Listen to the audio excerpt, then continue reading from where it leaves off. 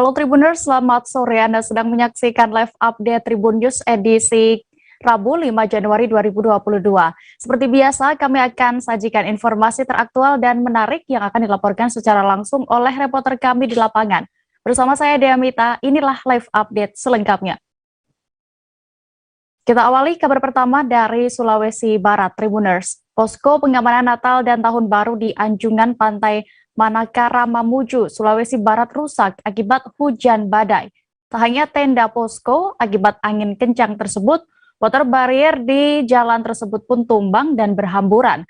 Angin kencang disertai hujan itu juga sempat membuat panik warga sekitar. Informasi lebih lengkapnya akan disampaikan rekan Fahrun Ramli, jurnalis Tribun Sulbar di sana. Halo rekan Fahrun.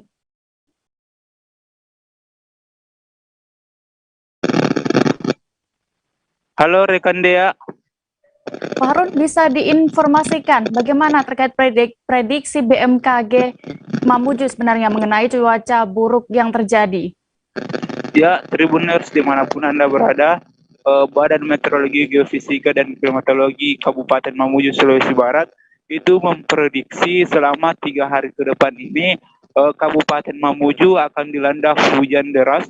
Hujan deras ini disertai angin kencang atau hujan badai, di mana selain di wilayah Kabupaten Mamuju sendiri, BMKG Sulawesi Barat itu memprediksi ada 3 wilayah yang akan dikena langsung oleh dampak cuaca buruk ini, seperti Kabupaten Mamuju, Kabupaten Pulau Limandar, dan Kabupaten Majene, di mana BMKG memprediksi dalam 3 hari ke depan wilayah di 3 kabupaten ini akan dilanda hujan deras disertai angin kencang atau hujan badai. Seperti itu rekan Dea. Lalu bagaimana suasana saat itu, bisa Anda gambarkan kepanikan warga saat terjadi angin dan juga hujan deras di sana? Ya, Tribuners, di mana pada sore hari menjelang sore hari sekitar pukul 14.30 waktu Indonesia Tengah, awalnya wilayah Kabupaten Mamuju itu dilanda hujan, namun tiba-tiba hujan ini disertai angin kencang, sehingga beberapa posko Natal dan Tahun Baru yang berada di pinggir pantai itu kemudian terangkat dan berteberangan, bahkan beberapa posko itu roboh, dan water barrier atau pembatas jalan juga ikut berteberangan, di mana personil kepolisian dan BNPB bersama BPBD di posko tersebut itu pun akhirnya berhamburan melarikan diri mencari tempat berteduh di bawah gedung. Bahkan warga pada saat itu juga ikut panik dan tidak berani keluar rumah.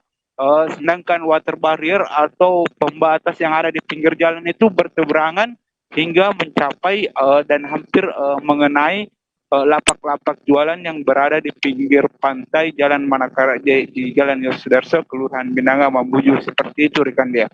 Lalu bagaimana respons warga di Mamuju pasca terjadinya cuaca buruk ini? Terlebih juga ada prediksi bahwa memang cuaca buruk ini masih akan terjadi beberapa hari ke depan. Ya, warga pun saat ini sedang membereskan sisa-sisa angin kencang yang menimpa lingkungan Mamuju ini, di mana banyak tenda posko yang roboh, dan warga pun akhirnya tidak memberanikan diri untuk keluar rumah, dan dihimbau memang untuk di dalam rumah agar tidak beraktivitas di luar dulu, karena prediksi BMKG 3 hari ke depan ini akan dilanda hujan dan disertai angin kencang. Warga pun sempat panik, dan responnya itu mengikuti penunjuk dari BPBD atau Badan Penanggulangan Bencana Daerah, di mana warga disuruh untuk menghindari pepohonan-pepohonan yang berada di sekeliling rumah, dan disuruh untuk tidak beraktivitas di pinggir pantai, dan dihimbau untuk tetap berada di dalam rumah. Seperti itu rekan Dia. Baik, terima kasih rekan Fahrun Ramli untuk informasi Anda dari Mamuju, Sulawesi Barat. Selamat bertugas kembali. Kita beralih ke Jawa Timur. Pasar besar Kota Batu akhirnya mulai dibongkar. Sebuah alat berat juga sudah mulai beroperasi membongkar bangunan di Pasar Besar Kota Batu mulai dari bagian unit 3. Pembongkaran ini sekaligus menandakan proses pembangunan pasar segera dimulai. Informasi lebih lengkapnya dan bagaimana pantauan pembongkaran pasar ini akan disampaikan oleh rekan jurnalis Surya Malang, ada Benny Indo di sana. Halo rekan Benny. Selamat sore, Dea. Selamat sore, bisa diinformasikan sebenarnya sudah sejak kapan proses pembongkaran ini dimulai? Ya, saya laporkan langsung dari Kota Batu bahwa proses pembongkaran pasar besar Kota Batu sudah dilakukan sejak kemarin untuk hari pertama, yakni di hari Selasa. Dan sampai saat ini juga masih ada aktivitas pembongkaran dengan menggunakan alat berat. Pembongkaran saat ini difokuskan di unit 3 dan di unit 5 karena ini berada di sektor barat yang nanti rencananya akan dibangun terlebih dahulu di sektor bagian barat ini, Dea. Baik, rekan Benny, bisa Anda gambarkan seperti apa kondisi saat ini di sana?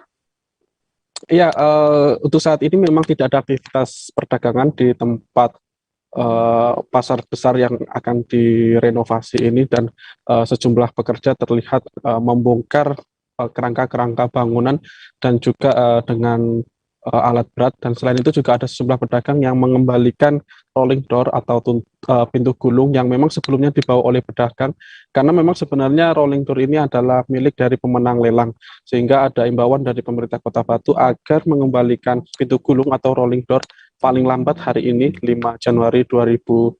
Sore hari ini aktivitas pembongkaran masih sedang berlangsung, Dea. Ya, lalu berapa lama kira-kira proses pembongkaran ini dilakukan, Benny, dan juga bagaimana dengan nasib para pedagang di sana?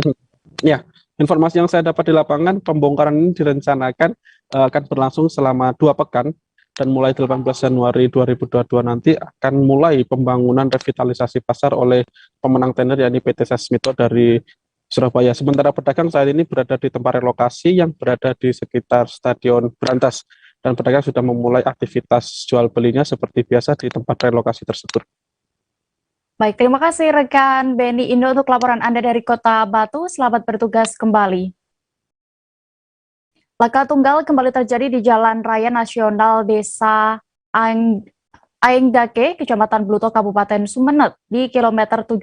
Kecelakaan lalu lintas yang terlibat yakni mobil minibus Toyota Kijang Innova nomor polisi N1660EC tiba-tiba menabrak sebuah pohon asam.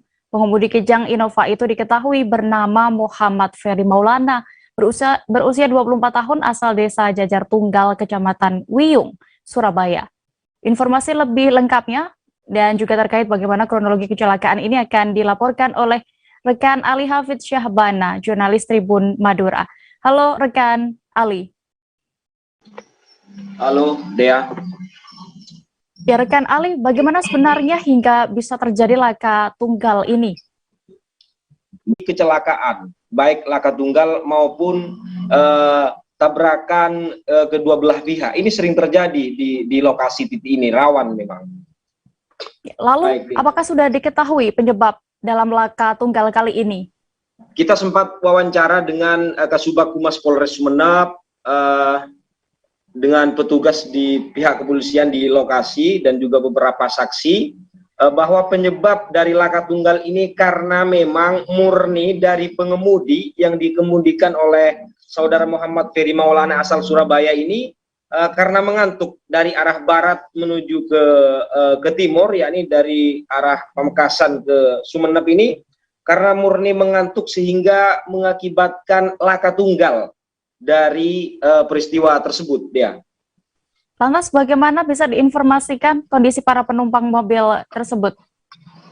Dalam kejadian itu, si pengemudi Kijang Innova ini membawa 5 penumpang, cuman alhamdulillah tidak ada korban jiwa seperti yang disampaikan oleh Kasubag Humas Polres Sumeneb, AKP Widiarti Sutioning Tias.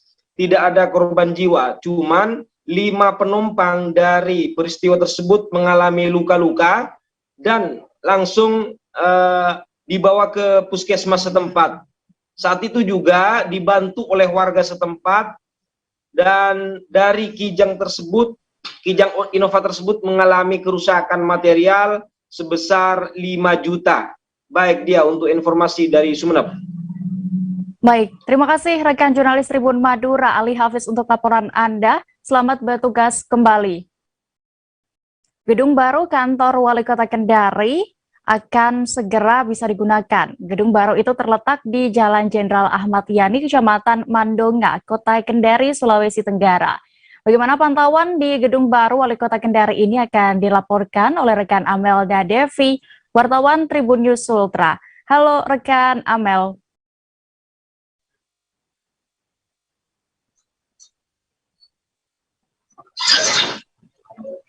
Ya, halo Dea. Rekan Amel, bisa Anda informasikan terkait rencana lebih detailnya gedung ini benar-benar rampung dan siap digunakan? Kapan?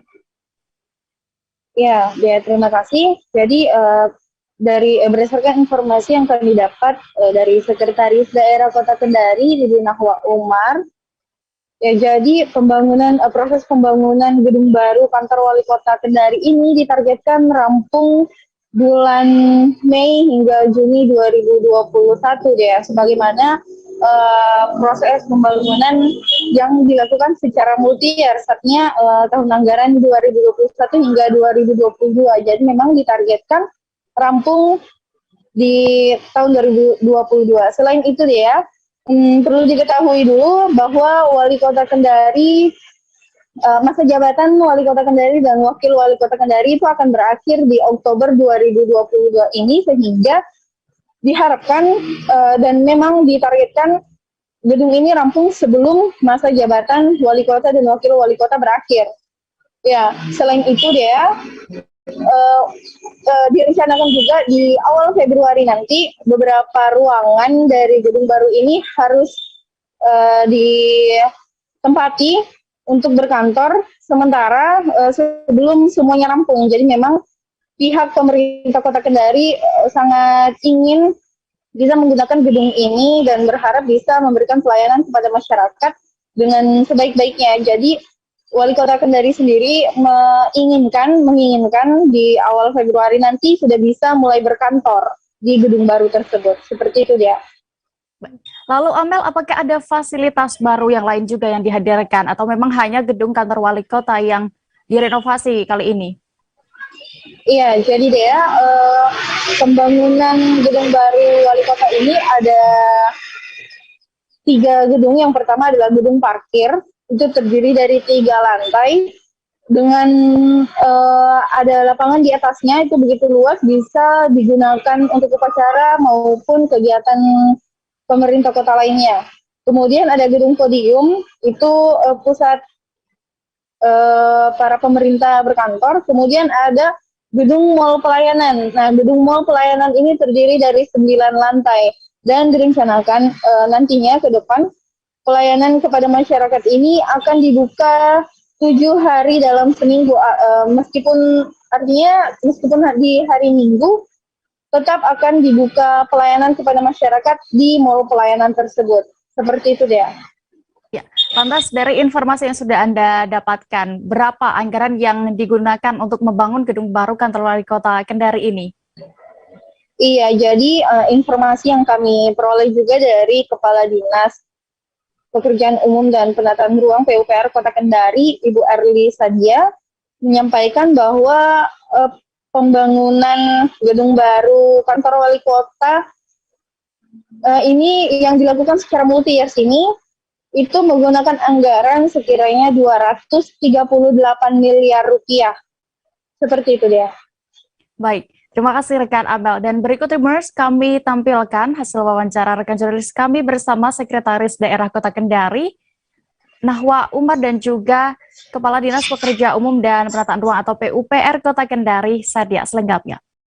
Di situ ya, makanya Pak Ali sampaikan tanggal 7 Februari itu upacara di situ, sudah di situ kantor Wali Kota. Minimal yang mall pelayanan dengan ruangannya Pak Wali Kota, Ibu Wakil, saya dan para kabak. Jadi yang gedung utama. Nah, tapi ya diharapkan juga yang belakangnya percepatan. Kalau bagian depan insya Allah parkir, lapangan upacara sudah bisa kita tempati tanggal 7 Februari. Untuk mall pelayanannya itu Bu, rencana kapan sih Bu sudah mulai beroperasi? Mall pelayanan belum. Insya Allah itu kalau itu mall pelayanan sudah mulai beroperasi itu bulan Maret. Oh, Maret. karena ini sekarang kan baru mau tayang untuk anunya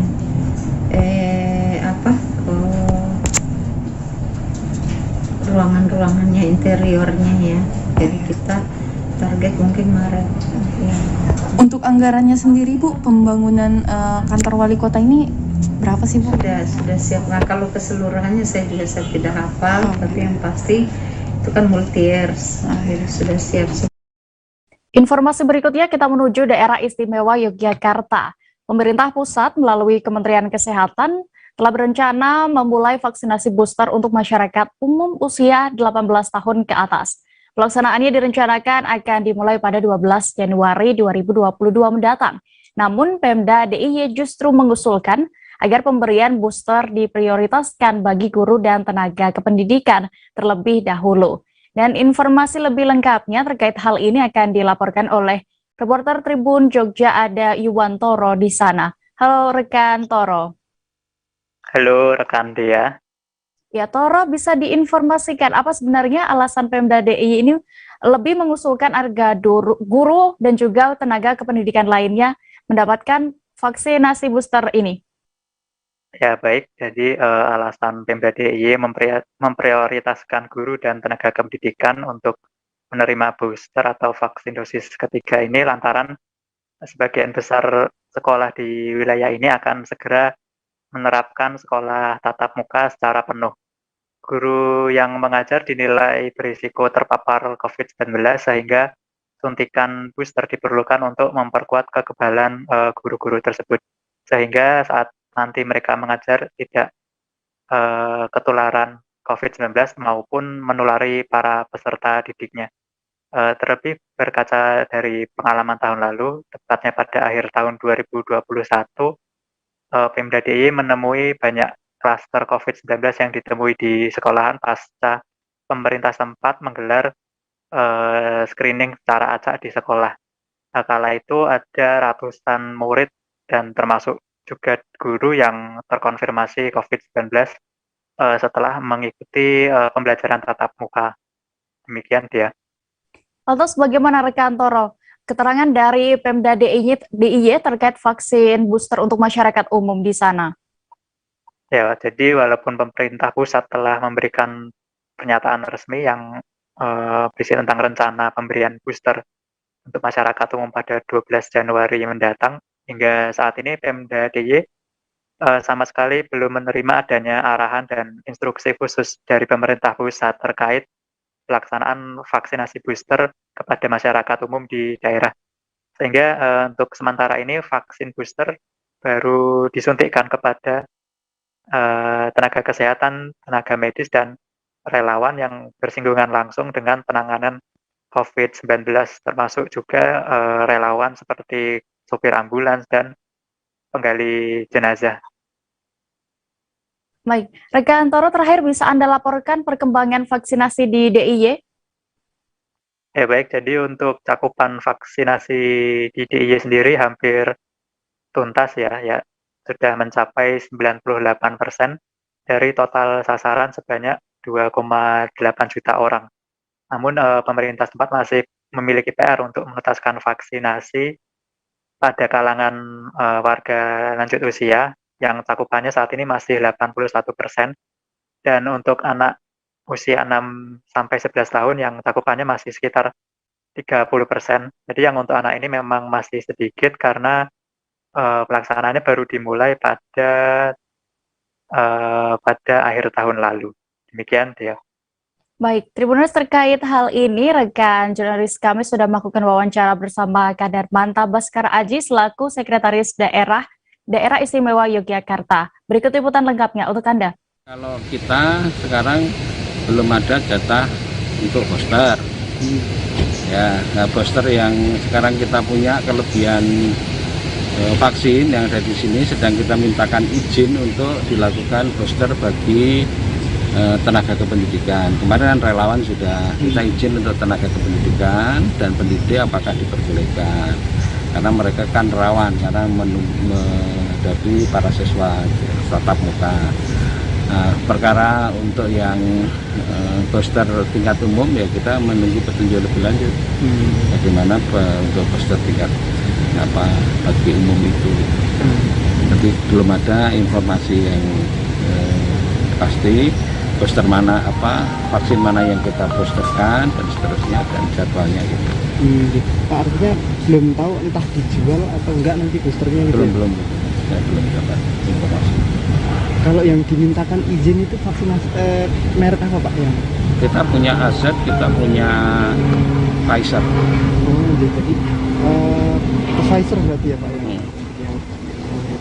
Itu yang ada berapa Pak sekarang Pak? Aduh, jumlahnya kurang. Kalau mobilku kembali. Oh iya. Tapi prinsipnya kalau itu berarti untuk kita masih punya Sinovac, itu kita khususkan untuk 6-11 tahun. Yang kita mintakan izin untuk booster itu Pfizer sama AZ. Kalau sementara untuk nakes saja ya Pak berarti saat ini? Kan kita yang sudah kan nakes sama relawan. Ya, COVID relawan ambulan, tenaga pengubur, terus ya nakes relawan ya kan banyak, terus tenaga penyuluh kesehatan itu sudah kita booster. Kalau guru ini tenaga pendidikan ini kira-kira targetnya dimulai kapan Pak? Ya kita tunggu izin, begitu izinnya ada langsung. Jangan kemana-mana Tribuners, karena kami masih akan menghadirkan informasi pilihan lainnya. Selesai jeda berikut, tetaplah di live update. Oke, apa kabar Bang Arif di sini untuk strateginya? Kalau saya sendiri di Gimik 37 ini yang semalam baru mulai, saya udah sebenarnya aku nggak ngerasa itu penangkapan atau penggerbegan atau apapun itu, karena gini loh, posisinya aku kriteria. Jadi kita mengenal disebut dengan stroke yang tidak berdarah dengan stroke yang berdarah. Stroke yang tidak berdarah itu biasanya ditandai dengan adanya penyumbatan. Kalau itu penyumbatan di sini mungkin pikirnya tidak ke situ kali ya, tapi kalau di Korea atau di Kamboja itu ada beberapa paper yang saya itu Mas, ya dulunya tukang koran. Oh gitu ya, tukang koran. Ya saya baca ya Pak. Tuh kan pernah baca kan? Ya. Jadi kalau saya jadi tanggal itu udah bersyukur banget. Si anak ini dijadikan sebagai tersangka begitu. Ya kalau ini kita bicara yang di luar kasus Sibolombo ya. Dengan nama hujan shower, di mana terdapat batas jelas antara daerah hujan dan tidak hujan yang biasanya terjadi pada fase awal mature stage atau tahap berbahaya itu Kang. Jadi mulai artinya terjadinya perlembekan. Nah itu untuk penetrasi akan sulit gitu ya. Dok, saya ini menurut saya memang tidak mudah, bukan urusan tanah diambil. Kalau misalnya Amerika Serikat sekarang, Rasulullah mengatakan dalam sebuah hadis bahwa berpuasa di 6 hari Syawal itu. Oke, apa kabar Bang Arif di sini untuk strateginya? Kalau saya sendiri di Gimik 37 ini yang semalam baru mulai, saya udah sebenarnya aku nggak ngerasa itu penangkapan atau penggerbegan atau apapun itu, karena gini loh, posisinya aku kriteria. Jadi kita mengenal disebut dengan stroke yang tidak berdarah dengan stroke yang berdarah. Stroke yang tidak berdarah itu biasanya ditandai dengan adanya penyumbatan. Kalau itu penyumbatan di sini mungkin pikirnya tidak ke situ kali ya, tapi kalau di Korea atau di Kamboja itu ada beberapa paper yang saya itu Mas, ya dulunya tukang koran. Oh gitu ya, tukang koran. Ya saya baca ya Pak. Tuh kan pernah baca kan? Ya. Jadi kalau saya jadi tanggal itu udah bersyukur banget.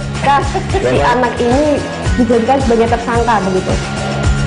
Ya kalau ini kita bicara yang di luar kasus Sibolombo ya. Dengan nama hujan shower, di mana terdapat batas jelas antara daerah hujan dan tidak hujan yang biasanya terjadi pada fase awal mature stage atau tahap berbahaya itu Kang. Jadi mulai artinya terjadinya perlembekan. Nah itu untuk penetrasi akan sulit gitu ya. Dok, saya ini menurut saya memang tidak mudah, bukan urusan tanah diambil. Kalau misalnya Amerika Serikat sekarang, Rasulullah mengatakan dalam sebuah hadis bahwa berpuasa di 6 hari Syawal itu. Oke, apa kabar Bang Arif di sini untuk strateginya? Kalau saya sendiri di Gimik 37 ini yang semalam baru mulai, saya udah sebenarnya aku nggak ngerasa itu penangkapan atau penggerbegan atau apapun itu, Karena gini loh, posisinya aku kriteria. Jadi kita mengenal disebut dengan stroke yang tidak berdarah dengan stroke yang berdarah. Stroke yang tidak berdarah itu biasanya di. Terima kasih Tribuners, Anda masih menyaksikan live update. Kita menuju informasi berikutnya. Bupati Bulungan Syarwani melantik pimpinan tinggi Pratama dan pengambilan sumpah jabatan di lingkungan pemerintahan Kabupaten Bulungan, Kalimantan Utara. Pelaksanaan kegiatan ini berlangsung di Gedung Serbaguna lantai 2 pada hari ini Rabu 5 Januari 2022. Bagaimana pelaksanaannya tadi akan disampaikan rekan Georgie Santana Silalahi, reporter Tribun Kaltara di sana. Halo rekan Georgie.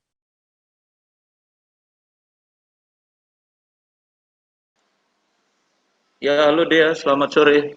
Ya, selamat sore Georgie. Bagaimana tadi kesimpulan kegiatan pelantikan pejabat pimpinan tinggi Pratama di sana bisa Anda laporkan? Baik, terima kasih Dea. Selamat sore Tribuners. Hari ini Rabu 5 Januari 2022, Bupati Bulungan Syarwani melantik 11 pejabat pimpinan tinggi Pratama, yaitu ada 11 pejabat eselon 2 Kabupaten Bulungan menjadi kepala dinas.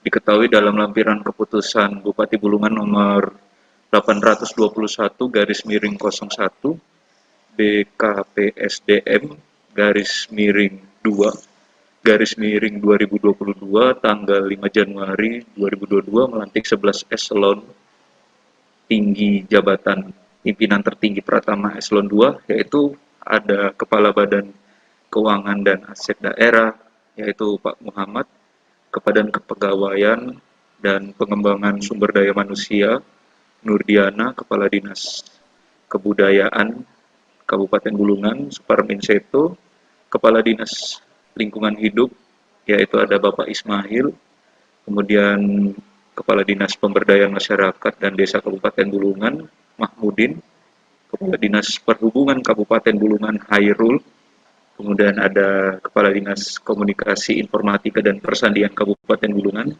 yaitu Ibu Haji Adriana, ada Kepala Dinas Koperasi atau Disperindakob, Muhammad Zakaria, Kepala Dinas Kepemudaan Olahraga dan Pariwisata Kabupaten Bulungan, Septiding, ada juga Kepala Dinas Perikanan Kabupaten Bulungan, Haji Syam Hendarsyah, dan Kepala Satuan Polisi Pamong Praja, yaitu Wilson Ulu, yang dimana Bupati Bulungan mengisyaratkan bahwa proses seleksi yang dilakukan ini sesuai aturan berlaku yang ada pada Peraturan Menteri Pendayagunaan Aparatur Negara dan Reformasi Birokrasi nomor 13 tahun 2014, yang dimana seleksi pengisian jabatan Pratama ini dilakukan secara kompetitif dan terbuka di kalangan PNS dengan memperhatikan syarat kompetensi seperti kualifikasi kepangkatan, rekam jejak jabatan yang sesuai peraturan perundang-undangan berlaku. Dea. Ya. Lalu apakah ada nama yang sebelumnya pernah menjabat menjadi kepala dinas di instansi lain, rekan Georgie? Ya, benar sekali Dea. Dari pengamatan saya saat di acara pelantikan ada nama Bapak Suparminseto, dahulu adalah Kepala Bidang Dinas Pendidikan di bagian pendidikan dan kebudayaan, yang kemudian ada juga ada Ibu Adriana, yaitu selaku Kepala Informasi Diskominfo, yang saat ini menjadi Kepala Dinas Diskominfo, yang dimana dahulu ini adalah orang yang punya peran andil yang sangat kuat dalam pemberitaan informasi, yaitu Ibu Adriana, dan juga ada juga Bapak Suparminseto yang saat ini sedang disibukkan oleh tentang kegiatan persiapan vaksinasi usia 6-11 tahun. Dea. Ya, lalu dari pantauan Anda tadi, bagaimana harapan dari Bupati setelah melantik 11 pejabat baru kepala dinas yang ada di Kabupaten Bulungan? Baik Dea, terima kasih. Tentu ada, yaitu Bupati Bulungan Syarwani meminta kepada kepala dinas baru yang mencapai 11 orang ini segera memperlihatkan progres program kerja nyata 7 hari setelah dilantik. Mengapa demikian? Karena Bupati melihat orang-orang baru yang menjadi kepala dinas ini, ada 11 orang, adalah punya riwayat pekerjaan jam terbang yang lama di lingkungan Pemkab Kabupaten Bulungan melebihi dari 5 tahun, dan juga dia meyakinin dalam 7 hari ke depan setelah dilantik mereka bisa bersama-sama dengan Bupati mengerjakan progres utama untuk pembangunan yang ada di Kabupaten Bulungan. Dan sempat ada cuitan dari Bapak Bupati, andai kata bila bisa dalam 5 hari dia akan mendukung itu kepada seluruh ASN atau eselon 2 menjadi kepala dinas ini bekerja dengan penuh tanggung jawab, yang bahkan jikalau kepala dinas tidak menjalankan menunjukkan program progres kerjanya selama 7 hari tidak terrealisasi, ia meminta adanya evaluasi penilaian dan pertanggungjawab kepada kepala dinas, kepada bupati. Apakah ada kesalahan teknis ataupun ada kendala di lapangan, itu yang dia perminta kepada para kepala dinas tersebut. Dan ia juga meyakini bahwa segala evaluasi itu nanti akan merujuk kepada pembangunan yang ada di Kabupaten Bulungan agar tetap terawasi dan juga sesuai dengan prosedur visi misi program Bupati. Mungkin demikian dia yang bisa dapat saya sampaikan. Kembali ke studio. Baik, terima kasih rekan jurnalis Tribun Kaltara, Georgie Santana Silalahi untuk laporan Anda. Selamat bertugas kembali. Kita beralih ke Kepulauan Riau. Repatriasi pemulangan jenazah korban kecelakaan bot di perairan Tanjung Balau, Johor, Malaysia kembali dilakukan tim Satgas Misi Kemanusiaan Internasional. Ada 8 jenazah yang kembali dijemput oleh Satgas.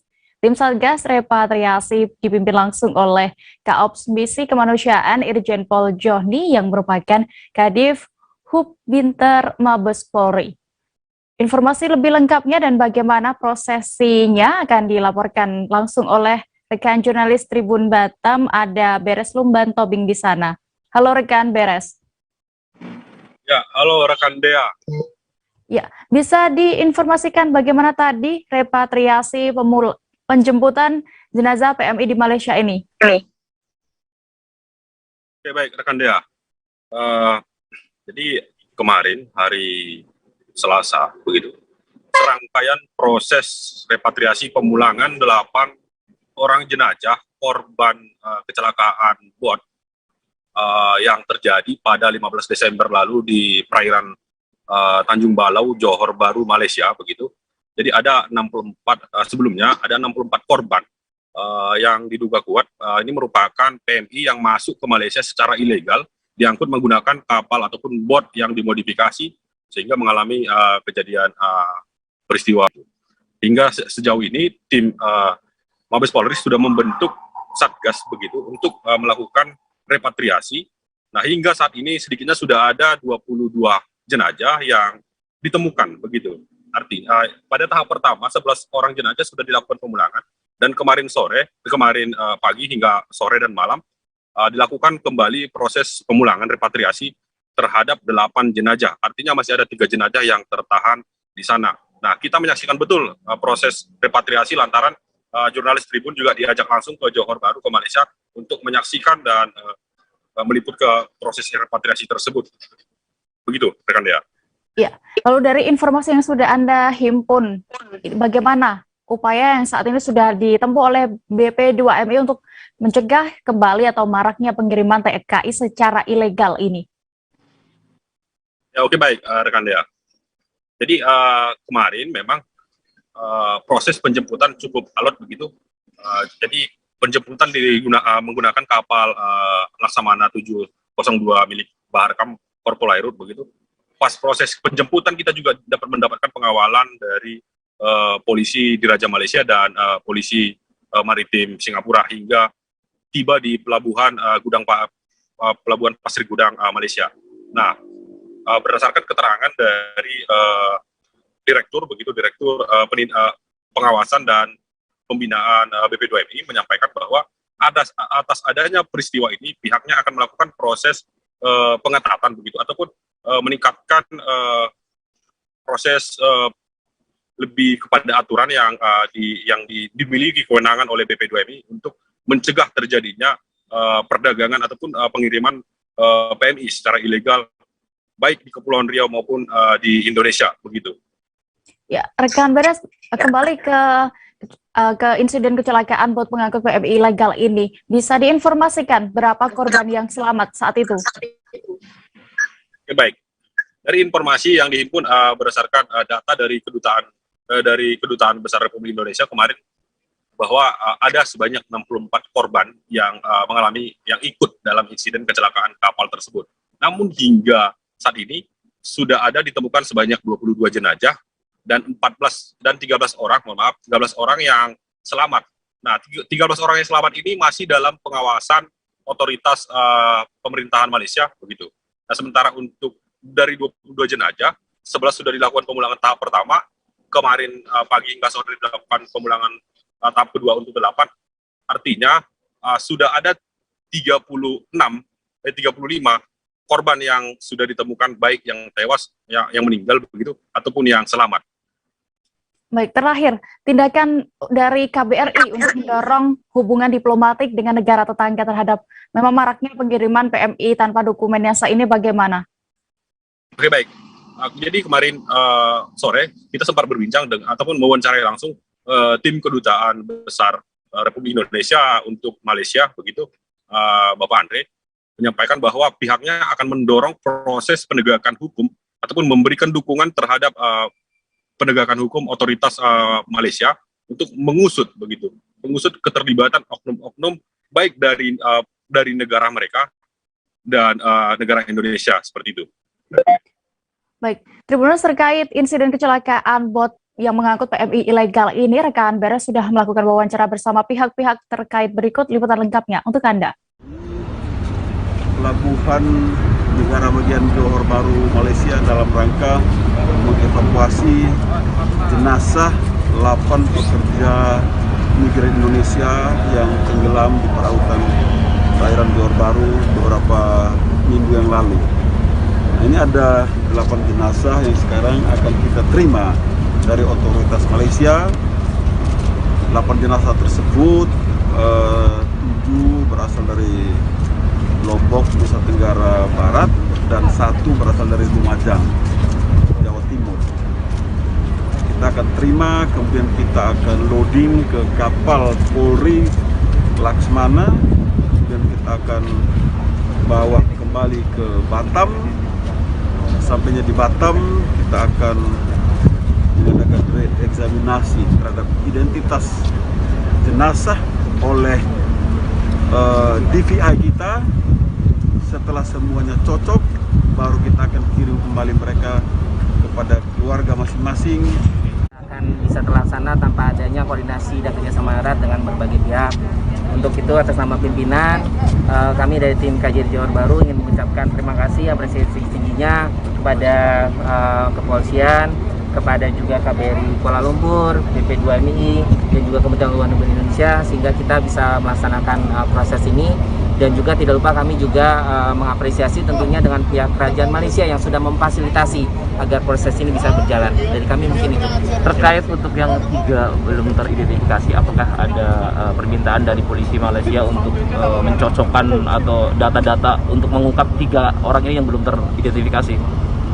Baik, untuk sejauh ini mungkin masih proses penyidikan ya. Nanti setelah kita 8 jenazah itu ke daerah asal besok pagi dengan pesawat Lion dan Batik Air sampai ke tujuan. Itu fasilitasi kami dari BP2MI, dan kami berkomitmen bahwa kami terus akan memerangi sindikasi penempatan ilegal, yang dimana 9 program kami termasuk adalah pemberantasan sindikasi penempatan ilegal. Itu yang kami lakukan sekarang. Bu, saat ini kan Kepri dijadikan nomor 1 sebagai jalur untuk Bu, untuk apa? Bagaimana untuk mengantisipasi DPP Indonesia Bu? Kebetulan BP2MI sekarang membentuk tim identifikasi yang diketuai oleh Bapak Deputi, Bapak Inspektur Jenderal Kartiko.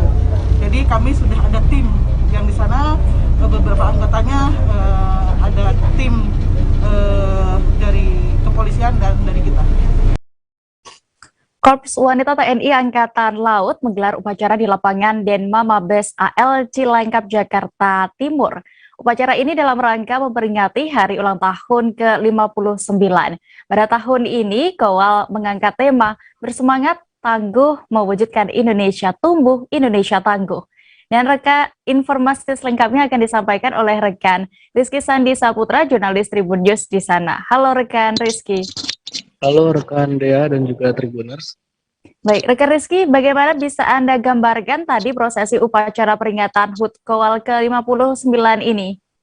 Ya, jadi Dea dan juga Tribuners, pada hari ini Rabu 5 Desember 2022, di mana Korps Wanita TNI Angkatan Laut merayakan hari jadinya ke-59 tahun, di mana pada hari ini juga tadi Kowal gitu memperingati hari ulang tahun dengan menggelar upacara di lapangan Denma Mabes AL Cilangkap, Jakarta Timur.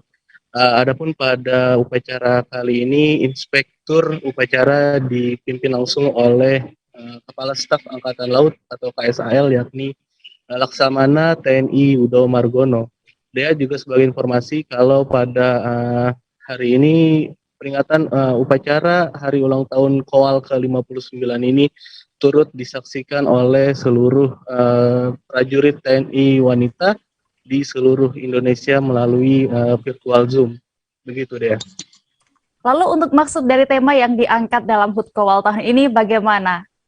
Ya, jadi tadi Laksamana TNI Yudo Margono menyebutkan kalau maksud dari tema yakni bersemangat, tangguh, wujudkan Indonesia tumbuh. Indonesia tangguh ini menjadi salah satu semangat begitu untuk Kowal dalam melanjutkan misi mereka begitu dalam mengarungi lautan begitu. Tadi Jenderal Laksamana TNI Yudo mengatakan untuk lebih bersemangat lagi, untuk lebih teguh dan lebih tangguh dalam menghadapi tugas-tugas ke depan yang kata dia tidak semakin ringan, melainkan sebaliknya yang semakin berat, dan juga ini menjadi tanda untuk Kowal bangkit terlebih di masa pandemi COVID-19 ini, dan juga menjadikan semangat lainnya untuk warga negara Indonesia umumnya begitu deh.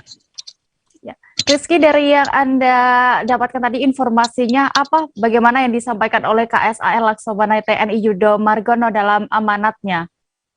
Ya, tadi dalam amanatnya KSAL turut berbangga gitu, turut berbahagia karena sudah sejauh ini Sri Kandi Laut mengarungi lautan Indonesia begitu, dan dalam amanatnya dia berpesan kalau tidak lupa untuk menjaga kodratnya sebagai wanita dan juga menjaga tanggung jawabnya sebagai TNI gitu, karena menjadi TNI merupakan amanat yang sudah dipilihnya dari hati, dan ini merupakan pilihan yang harus diselesaikan gitu dan harus dituntaskan begitu.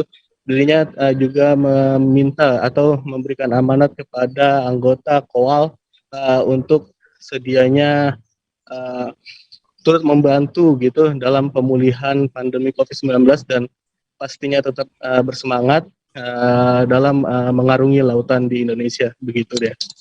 Baik, terima kasih rekan Rizky dan Tribuners terkait pelaksanaan upacara HUT Kowal ini. Kepala Staf Angkatan Laut Laksamana TNI Yudo Margono. Berikut kami tampilkan selengkapnya.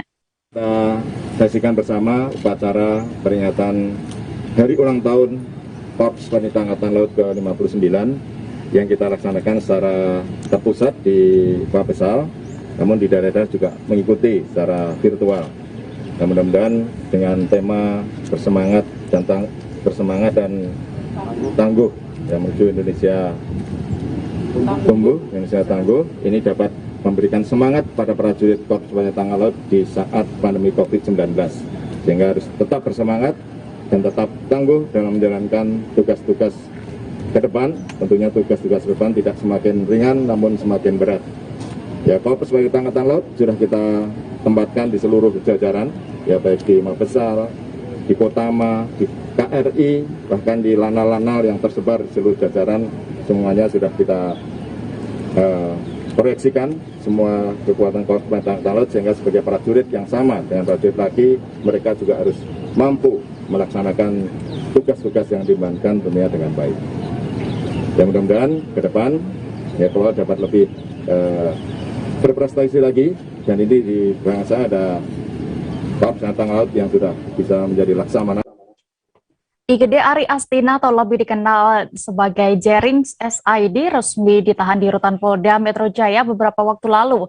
Ia ditahan terkait dengan kasus dugaan pengancaman dan kekerasan melalui media elektronik yang dilaporkan oleh Adam Denny. Pengadilan Negeri Jakarta Pusat pun kembali melaksanakan sidang perkara dugaan pengancaman dengan terdakwa Jerings. Informasi lebih lengkapnya dan bagaimana tadi hasil sidang akan dilaporkan rekan jurnalis Warta Kota ada Ihwana Mutuahmiko di sana. Halo rekan Ihwana.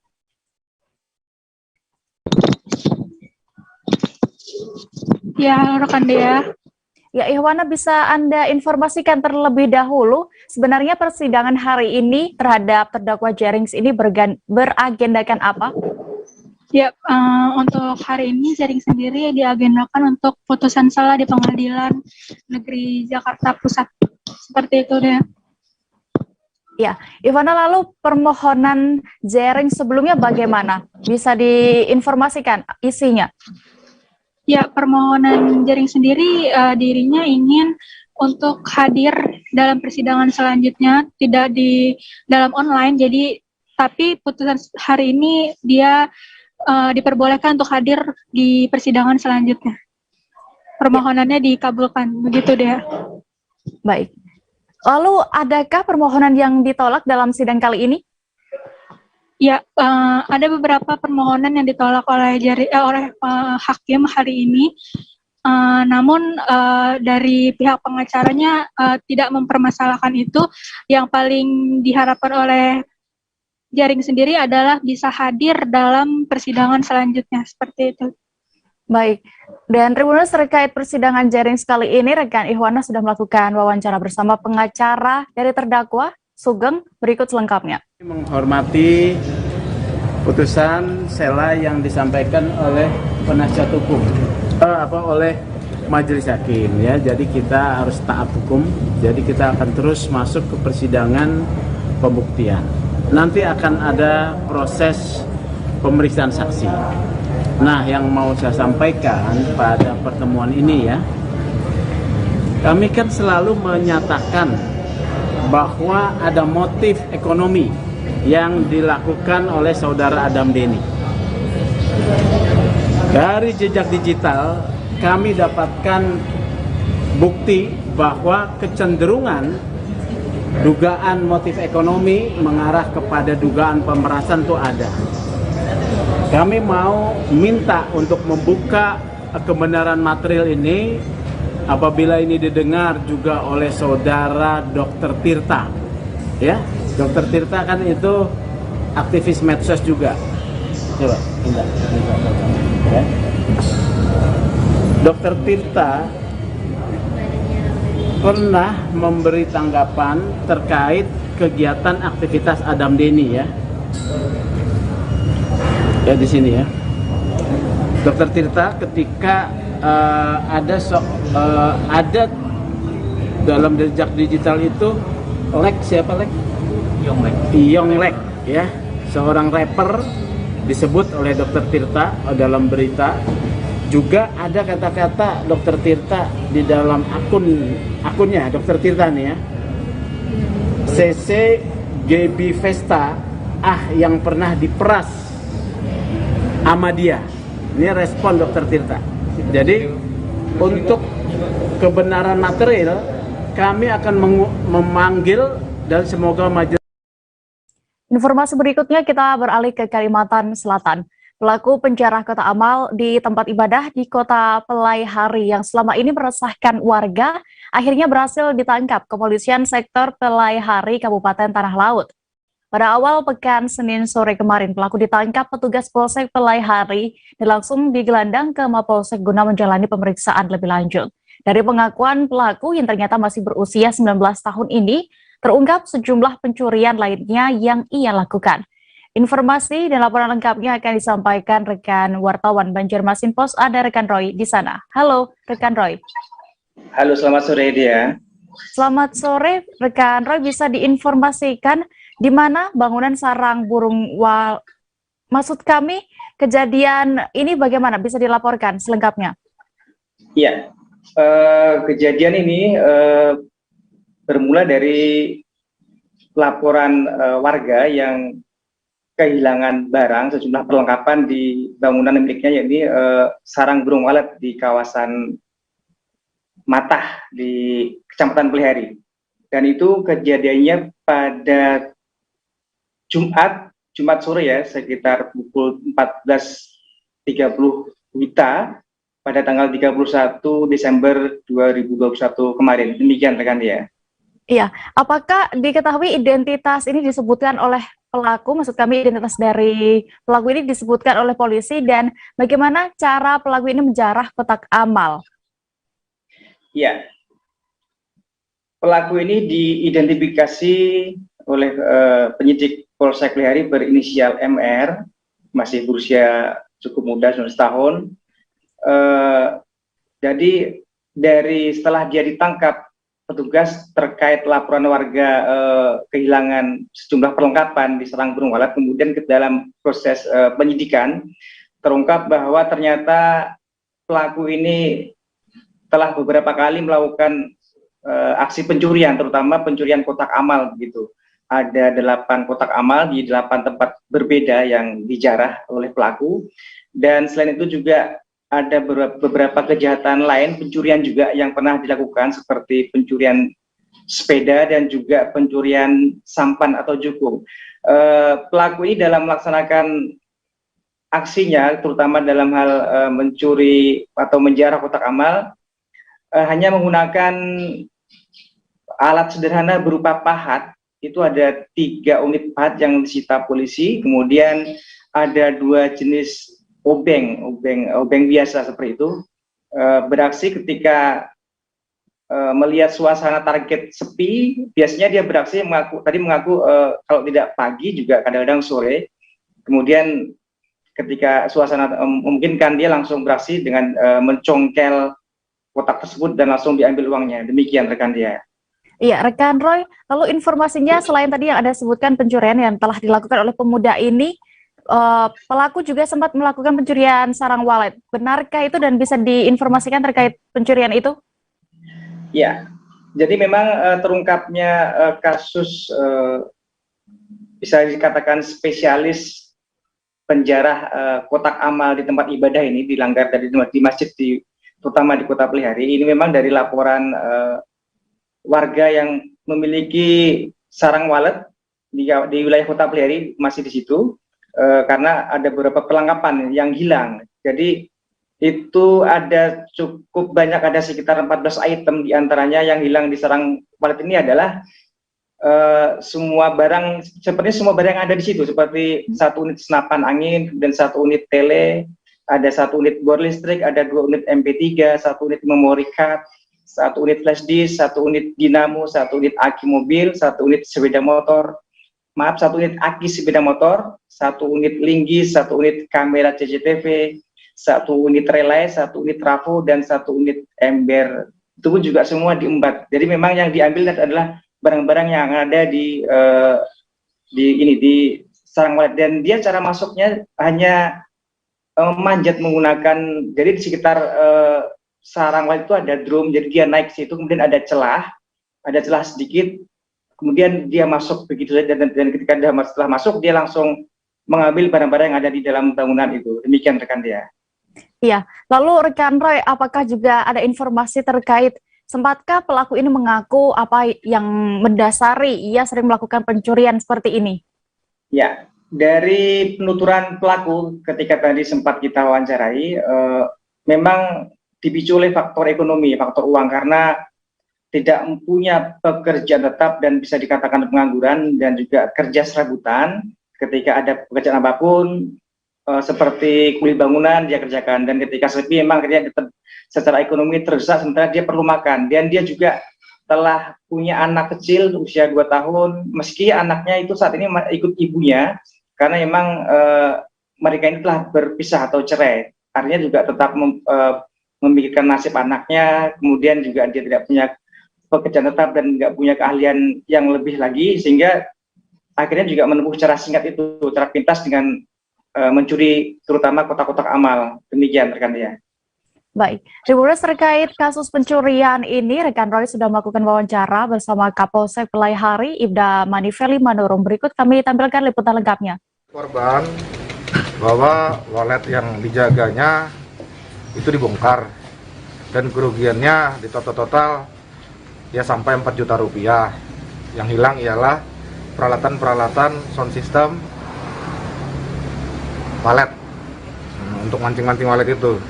Oleh karena itu ya kita lakukan penyelidikan, ada keterangan saksi memberikan ciri-ciri. Oh ya udah, kita juga selama ini punya data. Siapa-siapa pelaku curhat itu kita ngerti. Berdasarkan informasi dan penyelidikan lebih lanjut yang mengarah ke TSK R tadi. Oleh karena itu kita datang ke rumahnya, ternyata di rumahnya ada beberapa benda yang dilaporkan. Selanjutnya kita bawa ke kantor, kita interogasi, terungkaplah semua kegiatan-kegiatan dia selama ini. Oke. Laporannya kapan, Dan? Yang laporan hilang itu hari apa ya? Berapa? Laporan kehilangan alat itu. Malam. Nanti datanya saya kasih. Oke.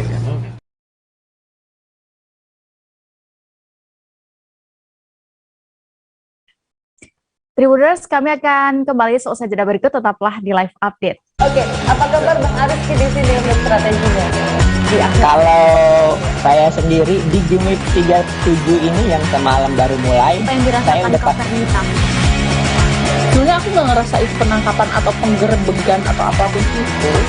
Karena gini loh, posisinya aku kriteria. Jadi kita mengenal disebut dengan stroke yang tidak berdarah dengan stroke yang berdarah. Stroke yang tidak berdarah itu biasanya ditandai dengan adanya penyumbatan. Kalau itu terjadi di sini mungkin pikirnya tidak ke situ kali ya. Tapi kalau di Korea atau di Kamboja itu ada beberapa paper yang Saya itu Mas, ya, dulunya tukang koran. Oh gitu ya? Tukang koran. Ya, saya baca itu Pak. Tuh kan, pernah baca kan? Ya. Jadi kalau saya jadi tanggang, itu udah bersyukur banget. Si anak ini dijadikan sebagai tersangka begitu. Ya, kalau ini kita bicara yang di luar kasus Situbondo ya. Dengan nama hujan shower, di mana terdapat batas jelas antara daerah hujan dan tidak hujan yang biasanya terjadi pada fase awal mature stage atau tahap Berbahaya dewasa. itu Kang. Jadi mulai artinya terjadinya perlembekan. Nah itu untuk penetrasi akan sulit gitu ya. Dok, saya ini menurut saya memang tidak mudah, bukan urusan tanah diambil. Kalau misalnya Amerika Serikat sekarang, Rasulullah mengatakan dalam sebuah hadis bahwa berpuasa di 6 hari Syawal itu. Oke, apa kabar Bang Ariski di sini untuk strateginya? Kalau saya sendiri di Jumip 37 ini yang semalam baru mulai, saya udah Sebenarnya aku nggak ngerasa itu penangkapan atau penggerebegan atau apapun itu. Karena gini loh, posisinya aku kriteria. Jadi kita mengenal disebut dengan stroke yang tidak berdarah dengan stroke yang berdarah. Stroke yang tidak berdarah itu biasanya ditandai dengan adanya penyumbatan. Kalau itu terjadi di sini mungkin pikirnya tidak ke situ kali ya. Tapi kalau di Korea atau di Kamboja itu ada beberapa paper yang Saya itu Mas, ya, dulunya tukang koran. Oh gitu ya? Tukang koran. Ya, saya baca itu Pak. Tuh kan, pernah baca kan? Ya. Jadi kalau saya jadi tanggang, itu udah bersyukur banget. Si anak ini dijadikan sebagai tersangka begitu. Ya, kalau ini kita bicara yang di luar kasus Situbondo ya. Dengan nama hujan shower, di mana terdapat batas jelas antara daerah hujan dan tidak hujan yang biasanya terjadi pada fase awal mature stage atau tahap Berbahaya dewasa. itu Kang. Jadi mulai artinya terjadinya perlembekan. Nah itu untuk penetrasi akan sulit gitu ya. Dok, saya ini menurut saya memang tidak mudah, bukan urusan tanah diambil. Kalau misalnya Amerika Serikat sekarang, Rasulullah mengatakan dalam sebuah hadis bahwa berpuasa di 6 hari Syawal itu. Oke, apa kabar Bang Ariski di sini untuk strateginya? Kalau saya sendiri di Jumip 37 ini yang semalam baru mulai, saya udah Sebenarnya aku nggak ngerasa itu penangkapan atau penggerebegan atau apapun itu. Karena gini loh, posisinya aku kriteria. Jadi kita mengenal disebut dengan stroke yang tidak berdarah dengan stroke yang berdarah. Stroke yang tidak berdarah itu biasanya ditandai dengan adanya penyumbatan. Kalau itu terjadi di sini mungkin pikirnya tidak ke situ kali ya, tapi kalau di Korea atau di Kamboja itu ada beberapa paper yang saya itu mas, ya dulunya tukang koran. Oh gitu ya. Tukang koran. Ya saya baca itu Pak. Tuh kan pernah baca kan? Ya. Jadi kalau saya jadi tanggal itu udah bersyukur banget. Si anak ini dijadikan sebagai tersangka begitu. Ya kalau ini kita bicara yang di luar kasus Sido Ngombo ya. Dengan nama hujan shower, di mana terdapat batas jelas antara daerah hujan dan tidak hujan yang biasanya terjadi pada fase awal mature stage atau tahap Berbahaya dewasa. itu Kang. Jadi mulai artinya terjadinya perlembekan. Nah itu untuk penetrasi akan sulit gitu ya. Dok, saya ini menurut saya memang tidak mudah, bukan urusan tanah diambil. Kalau misalnya Amerika Serikat sekarang, Rasulullah mengatakan dalam sebuah hadis bahwa berpuasa di 6 hari Syawal itu. Oke, apa kabar Bang Arif di sini untuk strateginya? Kalau saya sendiri di Jumip 37 ini yang semalam baru mulai, saya udah sebenarnya aku nggak ngerasa itu penangkapan atau penggerbegan atau apapun itu. Karena gini loh, posisinya aku kriteria. Jadi kita mengenal disebut dengan stroke yang tidak berdarah dengan stroke yang berdarah. Stroke yang tidak berdarah itu biasanya ditandai dengan adanya penyumbatan. Kalau itu terjadi di sini mungkin pikirnya tidak ke situ kali ya, tapi kalau di Korea atau di Kamboja itu ada beberapa paper yang saya itu mas, ya dulunya tukang koran. Oh gitu ya. Tukang koran. Ya saya baca itu Pak. Tuh kan pernah baca kan? Ya. Jadi kalau saya jadi tanggal itu udah bersyukur banget. Si anak ini dijadikan sebagai tersangka begitu. Ya kalau Kembali di live update, kita menuju informasi berikutnya dari Jawa Tengah, Tribuners. Presiden Joko Widodo menyalurkan bantuan langsung tunai atau BLT kepada 125 pedagang kaki lima di Pasar Gemolong, Sragen pada hari ini, Rabu 5 Januari 2022. Tidak hanya itu, para pedagang juga menerima bantuan berupa paket sembako dari orang nomor 1 di Indonesia tersebut. Pantauan tribunjateng.com, di lokasi Presiden Jokowi didampingi oleh Gubernur Jawa Tengah Ganjar Pranowo, Wakil Bupati Sragen Suroto, dan sejumlah pihak di dinas terkait. Informasi lebih lengkapnya dan bagaimana tadi pantauan di sana, rekan jurnalis dari Tribun Jateng ada Mahfira Putri yang akan menginformasikan lebih lengkapnya. Halo rekan Putri. Ya, halo rekan Dea. Ya Putri, bagaimana tadi proses penyaluran BLT dan apa saja isi paket sembako yang diserahkan? Ya Dea, terima kasih. Untuk proses penyaluran BLT sendiri, tadi diberikan langsung oleh Presiden Joko Widodo kepada 20 pedagang secara simbolis ya.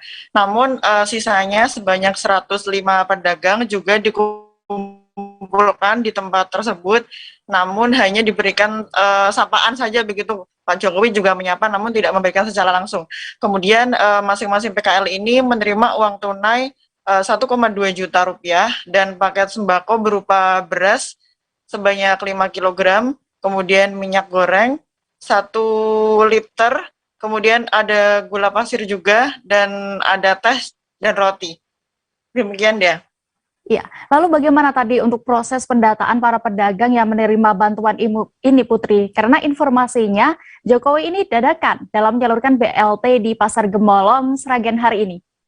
Ya, benar sekali dia. Untuk proses pendataan para PKL sendiri ini sudah dilakukan oleh Dinas Koperasi Usaha Kecil dan Menengah Perindustrian dan Perdagangan Kabupaten Sragen. Untuk pengakuan dari Kepala Dinas Pak Kosmos tadi, juga pendataan memang dilakukan secara dadakan, baru tadi malam dilakukan. Kemudian karena memang menurut jadwal Presiden Jokowi hanya akan melintas saja di Sragen menuju ke Gerobokan. Namun ternyata Jokowi bersama rombongan mampir ke Pasar Gemolong. Kemudian para PKL ini yang melakukan kontak langsung dengan Jokowi juga sudah dilakukan swab antigen tadi malam untuk tetap menerapkan protokol kesehatan.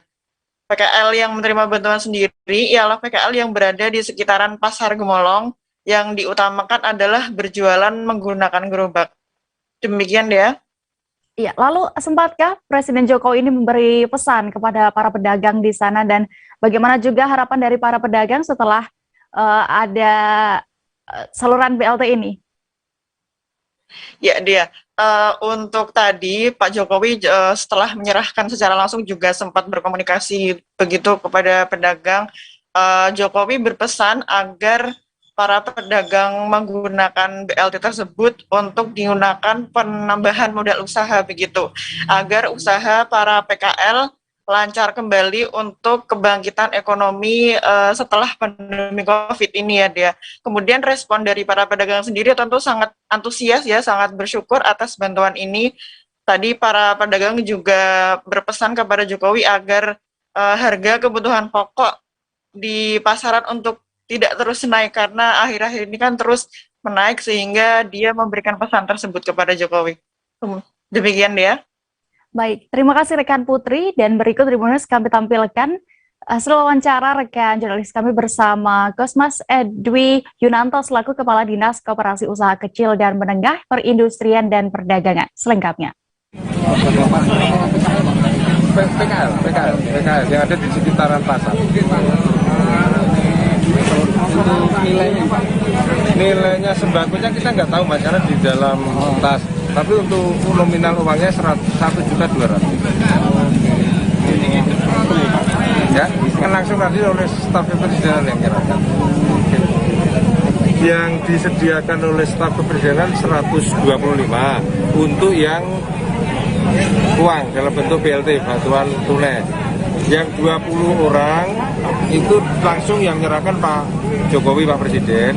Tapi yang 105 tadi dikumpulkan terus disimbolis oleh Pak Jokowi, tapi yang lain sudah diterimakan langsung oleh dari staf kepresidenan untuk modal usaha 1.200.000. Terus untuk sembako disediakan 250 sembako. 250 penerima BLT juga menerima sembako.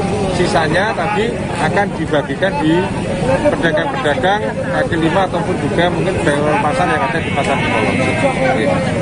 Bisa menjadi modal usaha, usahanya lancar. Cuma itu yang sempat kami tangkap. Bangkitan ekonomi ya. Selama pandemi ini sifatnya terus kita suruh kontak data pedagang-pedagang yang layak untuk menerima bantuan. Tadi malam kita data dan hari ini sudah terrealisasi itu. Ini dari pasar Gemolong semuanya? Pasar Gemolong aja mas, pasar Gemolong, PKL pasar Gemolong. Menuju informasi berikutnya, Tribuners, pemerintah Kabupaten Indramayu melakukan renovasi terhadap gedung ex-Lenrat yang berada di kawasan alun-alun Indramayu. Gedung ex-Lenrat ini merupakan gedung pengadilan pada masa zaman Hindia Belanda dan sudah ada sejak tahun 1912. Setelah direnovasi, gedung ini nantinya akan dijadikan sebagai tempat pertemuan tamu-tamu dari luar daerah serta lokasi penyimpanan benda bersejarah. Dan bagaimana informasi lebih lengkapnya akan disampaikan rekan reporter Tribun Cirebon, ada Handika Rahman di sana. Halo rekan Handika. Halo Dea. Ya rekan Handika, dari pantauan Anda sejauh ini bagaimana progres dari renovasi gedung ex-Lenrat Indramayu ini? Baik Dea, dapat kami laporkan ya, pemerintah Kabupaten Indramayu saat ini sedang melakukan renovasi terhadap gedung ex-Lenrat yang berada di kawasan alun-alun Indramayu. Gedung ex-Lenrat ini merupakan gedung pengadilan pada zaman Hindia Belanda dan sudah ada sejak tahun 1912, di mana dalam sejarahnya itu gedung ex-Lenrat ini menjadi tempat saksi bisu ya, di mana para pribumi dahulu dijatuhi hukuman oleh pemerintah Belanda karena melanggar hukum. Sudah bertahun-tahun lamanya gedung ex-Lenrat ini terbengkalai dan sejak tahun 2020 mulai dilakukan pemugaran atau renovasi untuk agar gedung ex-Lenrat ini bisa dimanfaatkan kembali. Adapun saat ini progres renovasi tersebut sudah berkisar 90% dan diharapkan setelah selesai nanti gedung ini bisa menjadi tempat pertemuan tamu-tamu dari luar daerah dan juga menjadi lokasi penyimpanan benda bersejarah. Ya. Ya, Terkait renovasi gedung bersejarah ini, Handika, apakah sempat menimbulkan pro kontra? Bisa dijelaskan? Oh iya benar dia, renovasi gedung X-Standard ini turut menuai pro kontra ya, khususnya dari para pegiat sejarawan dan budayawan. Salah satunya itu dari Yayasan Indramayu Historia, di mana Yayasan Indramayu Historia ini menyayangkan soal renovasi yang turut mengubah bentuk dari X-Landrat, khususnya pada bagian altar persidangan atau ruang persidangan. Di sana itu bentuk setengah panggung dengan tinggi sekitar 30 cm dengan kanan dan kirinya ada anata angka yang menjadi ciri khusus dari altar persidangan diketahui dibongkar ya, ikut dibongkar. Nah, hal itu yang sangat disayangkan oleh Yayasan Indramayu Historia. Selain itu, Yayasan Indramayu Historia juga menyesalkan dengan tidak dimanfaatkannya kembali ubin atau tegel lantai yang menjadi ciri khas bangunan peninggalan pemerintah Belanda tersebut. Diketahui tegel lantai itu saat ini tertimbun dalam pasir setelah lantai dari gedung X-Standard ditinggikan sekitar 40-50 cm. Dalam hal ini, Yayasan Indramayu Historia meminta agar renovasi gedung X-Standard yang saat ini masih berproses tersebut bisa dikembalikan lagi bentuk altar persidangannya dengan dibangun altar persidangan yang baru, serta mereka juga meminta agar storytelling ya atau sejarah penyelamatan dari gedung X-Standard ini diinformasikan secara sejujur-jujurnya, karena penyelamatan dari gedung ini sudah terjadi sejak pemerintahan bupati-bupati sebelumnya. Mereka ingin agar storytelling atau sejarah penyelamatan itu dibuatkan arsip seperti itu ya.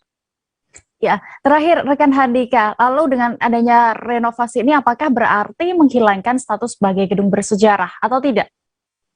Baik, dia tadi Tribun Cirebon juga sempat mewawancarai tim ahli cagar budaya Kabupaten Indramayu, di mana TACB Indramayu sendiri mengatakan sebelum melakukan renovasi gedung X-Landrat, pihaknya itu sudah melakukan kajian mendalam terlebih dahulu ya.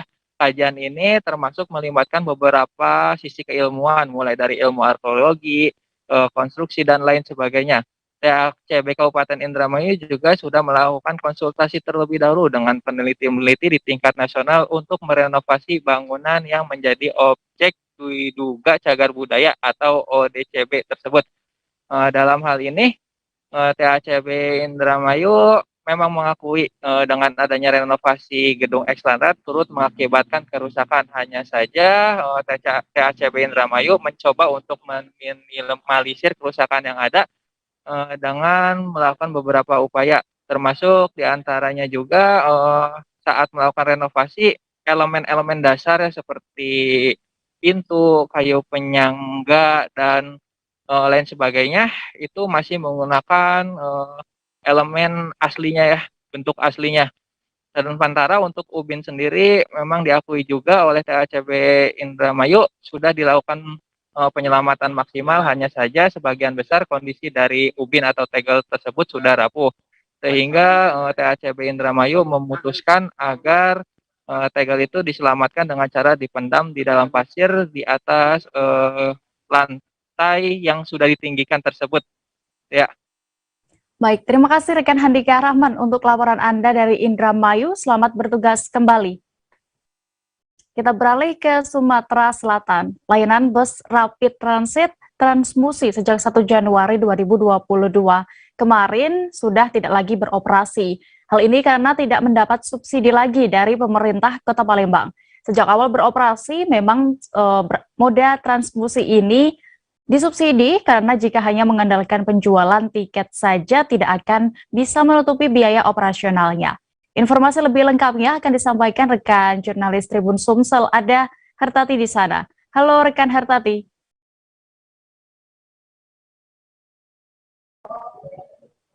Halo, selamat sore rekan Dea. Ya. Selamat sore rekan Hartati. Apa sebenarnya penyebab subsidi transmusi tidak lagi ada tahun ini, bisa Anda informasikan? Ya, selamat sore rekan Dea. Tribun Sumsel sempat mewawancarai Direktur Utama PT Sarana Pembangunan Palembang Jaya SP2J, Ahmad Nopan mengatakan dia pun bingung mengapa subsidi untuk operasional transmusi ini tidak ada lagi, karena sebab seperti tahun lalu SP2J ini mendapat subsidi sebesar 717 miliar untuk operasional transmusi ini, dan tahun ini sebenarnya mereka mendapat anggaran 12 miliar dan sudah disetujui di APBD 2022, namun saat APBD ini disahkan dan ketok palu saat dicek di Dinas Perhubungan ternyata anggarannya tidak ada. Rupanya pemerintah Kota Palembang memang sebenarnya sudah meniatkan untuk melakukan merger bus transmusi ini dengan teman bus yang dikelola langsung oleh Kementerian Perhubungan. Jadi rencananya pemerintah Kota Palembang ini sebenarnya ingin menggabungkan kedua bus ini, sehingga karena operasional ini memang sangat berat untuk mengandalkan APBD sebesar belasan miliar ini, sedangkan dari pemasukannya sendiri itu sangat minim deh ya, seperti itu. Ya, lalu bagaimana rencana ke depannya operasional transmusi ini pasca tidak menjadi, maksud kami tidak lagi ada subsidi nantinya? Oke Dea, saat ini memang transmusi ini sudah tidak lagi beroperasi sejak 1 Januari lalu, dan yang beroperasi itu yaitu adalah teman bus yang warnanya merah ini, sedangkan transmusi itu warnanya biru, jadi tidak ada lagi di jalanan yang berkeliaran itu. Yang ada hanya teman bus. Teman bus ini adalah bus bantuan dari Kementerian Perhubungan yang sejak 1,5 tahun lalu sudah ada dan tetap beroperasi hingga kini, dan pengoperasiannya juga tetap gratis hingga saat ini. Jadi warga yang menggunakan bus teman bus ini tetap bisa menikmati fasilitas ini dengan gratis, namun tetap harus menggunakan alat pembayaran uang elektronik seperti itu. Jadi hanya di tapping saja, walaupun tidak ada saldo atau saldonya tidak dipotong, tetap gratis. Dan sejumlah rute yang dilalui oleh teman bus ini juga masih memudahkan masyarakat untuk tetap bisa berpergian dengan sejumlah rute dan koridor yang tersedia, Dea. Ya, lalu terakhir Hartati, bagaimana nasib para pengguna transmusi sebelumnya pasca tidak beroperasinya lagi ini, dan juga sopir ataupun petugas yang sebelumnya bekerja di transmusi? Iya, Dea. Saat ini ada 140 pekerja, baik itu mulai dari pramugara, supir yang mengemudikan transmusi ini sementara dirumahkan dulu karena memang transmusi ini tidak mendapat subsidi dari pemerintah Kota Palembang. Jadi saat ini Pemkot Palembang tengah mengajukan administrasi untuk merger penggabungan antara teman bus dan juga transmusi. Nantinya diharapkan dengan merger ini maka transmusi akan mendapat subsidi juga dari Kementerian Perhubungan. Meskipun nanti sama-sama merger, tapi manajemen transmusi ini tetap di bawah dari manajemen PT SP2J, bukan seperti manajemen PT Transmusi Palembang Jaya atau teman bus ini. Seperti itu, Dea. Baik, Tribuners, terkait hal ini, rekan jurnalis kami sudah melakukan wawancara dan mendapatkan keterangan dari Wali Kota Palembang, Harno Joyo. Berikut liputan lengkapnya. Ya, jadi transmusi sekarang ini di situ kan ada dua. Yang pertama adalah bus transmusi, kemudian ada TMPJ, ya. Nah, teman bus. Transmusi Palembang Jaya. Transmusi Palembang Jaya. PTMJ. Sekarang masih beroperasi. Nah, ke depan ini akan kita ada rencana untuk menyatukan, bahwa transmusi akan disatukan nanti ke TMPJ. Sekarang proses administrasi. Mudah-mudahan nanti sehubungan dengan kehadiran Pak Menteri, ini kan sudah kami sampaikan melalui Perhubungan, pusat sudah setuju. Nanti termasuk oplet juga akan ditambah koridor, ya. Jadi yang melayani masyarakat datang ke stasiun. Terkait anggaran itu akan ke disub atau tidak lagi di SP2J? Pengelolaan enggak. Jadi anggaran subsidi ya memang mekanismenya. Beralih ke Provinsi Lampung, Tribuners, seorang cleaning service di KMP Sukidewa bernama Muhammad Yahya Yunizar hilang sejak Sabtu malam 1 Januari 2021. Pria 19 tahun warga desa Canggung, Kecamatan Raja Basa, Kabupaten Lampung Selatan ini hilang saat KMP Sukidewa sedang berlabuh jangkar di perairan selatan Merak Besar, Cilegon, Banten. Memasuki hari keempat proses pencarian oleh tim SAR Bakauheni dan Merak masih belum membuahkan hasil. Untuk informasi lebih lengkapnya akan disampaikan rekan Domi Desmantri, jurnalis Tribun Lampung. Halo rekan Domi. Halo rekan Dea. Rekan Domi, bisa Anda ceritakan terlebih dahulu bagaimana awal mula hilangnya cleaning service yang bekerja di KMP Suki 2 ini? Oke, Muhammad Yahya Yunizar, 19 tahun, merupakan seorang cleaning service di KMP Suki 2. Berawal saat kapal KMP Suzuki 2 melambung jangkar ataupun anchor begitu, lalu saat hendak bersih-bersihkan kapal, namun dia tidak ikut membersihkan kapal begitu, lalu teman-temannya mengecek melalui CCTV pada pukul 9 pagi. Lalu didapati dia sedang memancing di buritan kapal atau di pojok kapal begitu. Lalu sampai dia lalu tidak kelihatan di CCTV begitu rekan Dea. Ya, lalu proses pencarian oleh tim SAR Bakauheni dan Merak sendiri terakhir ini bagaimana perkembangannya? Sampai hari ini mereka masih menyisir sekitaran kapal maupun pantai-pantai di dekat kapal itu anchor. Lalu mereka hendak memperluas pencarian begitu hingga ke Merak, Banten. Begitu rekan Dea. Untuk keluarga dari cleaning service tersebut, apakah sudah mengetahui peristiwa ini dan sudah berkoordinasi dengan tim SAR, Domi? Baik, untuk orang tua korban sendiri sudah mengetahui korban hilang. Lalu orang tua korban juga sudah melaporkan ke tim SAR Merak, lalu untuk meminta bantuan untuk mencari keberadaan korban begitu rekan ya. Baik, terima kasih rekan jurnalis Tribun Lampung, Domi Desmantri untuk laporan Anda. Selamat bertugas kembali. Baik.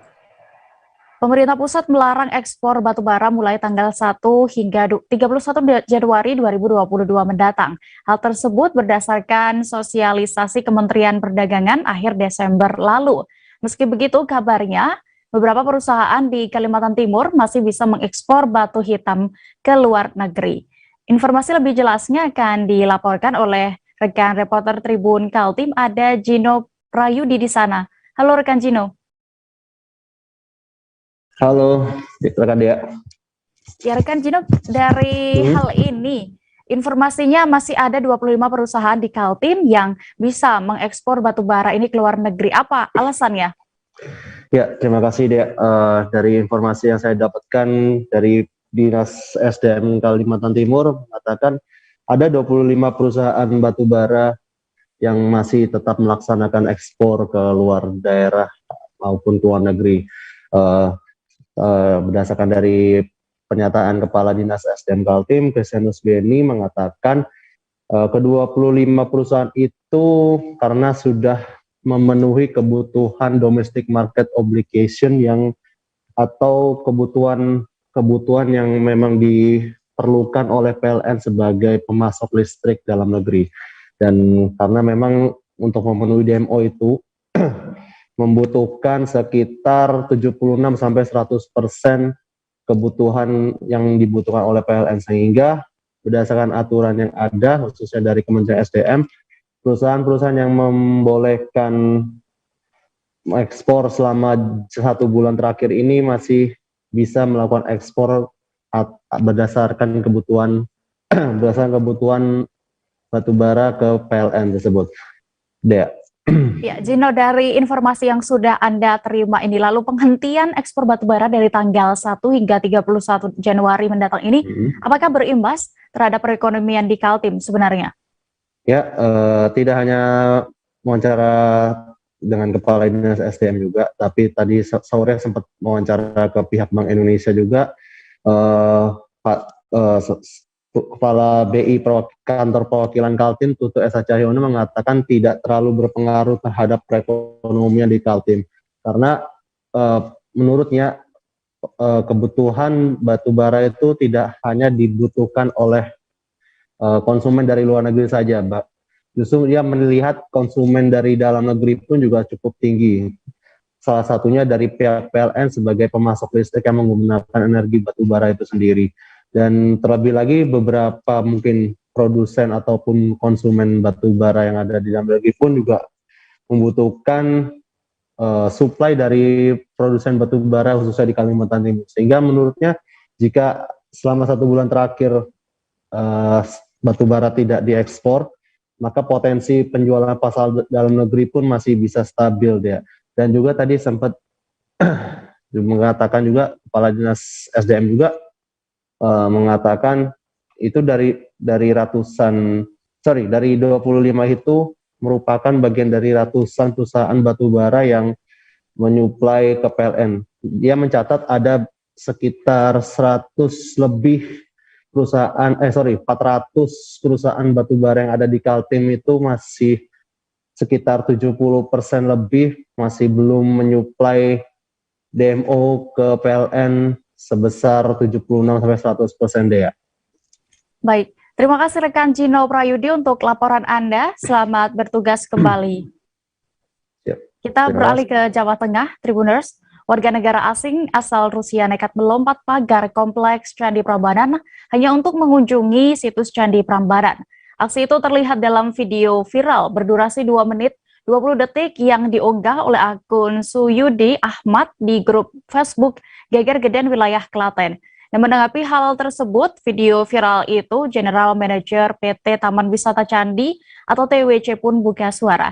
Bagaimana keterangan dari pihak PT TWC ini akan dilaporkan oleh rekan Ibnu Dwi Tamtono, jurnalis Tribun Solo di sana.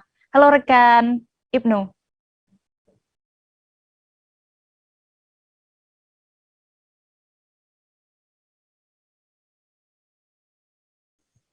Halo rekan. Halo rekan dia.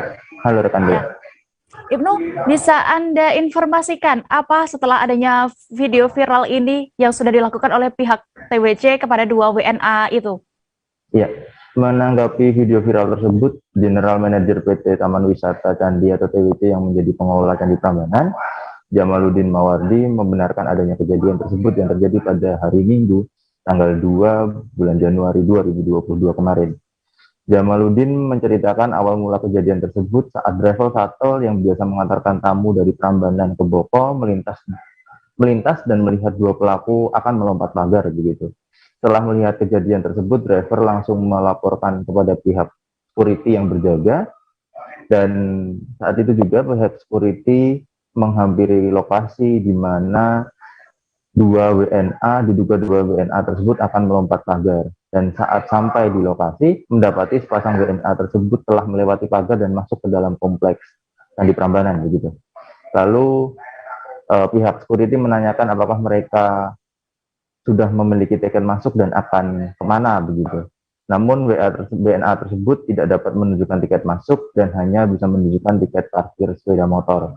Karena keduanya tidak dapat menunjukkan tiket masuk, maka mereka harus membeli tiket terlebih dahulu untuk bila ingin mengunjungi kompleks Candi Prambanan. Namun setelah diberi penjelasan, akhirnya mereka mau untuk membeli tiket.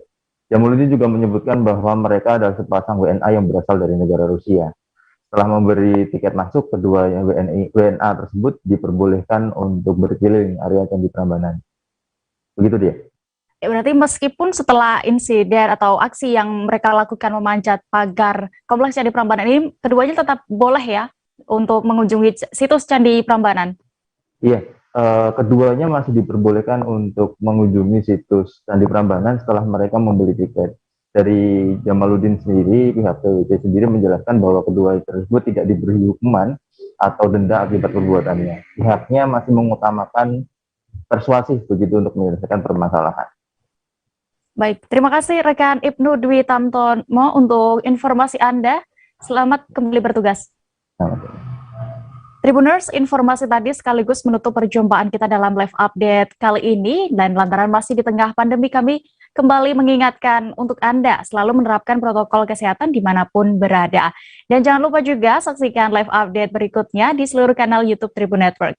Saya Dea Mita beserta kru yang bertugas pamit, terima kasih dan sampai jumpa. Jangan lupa like, subscribe, dan share ya!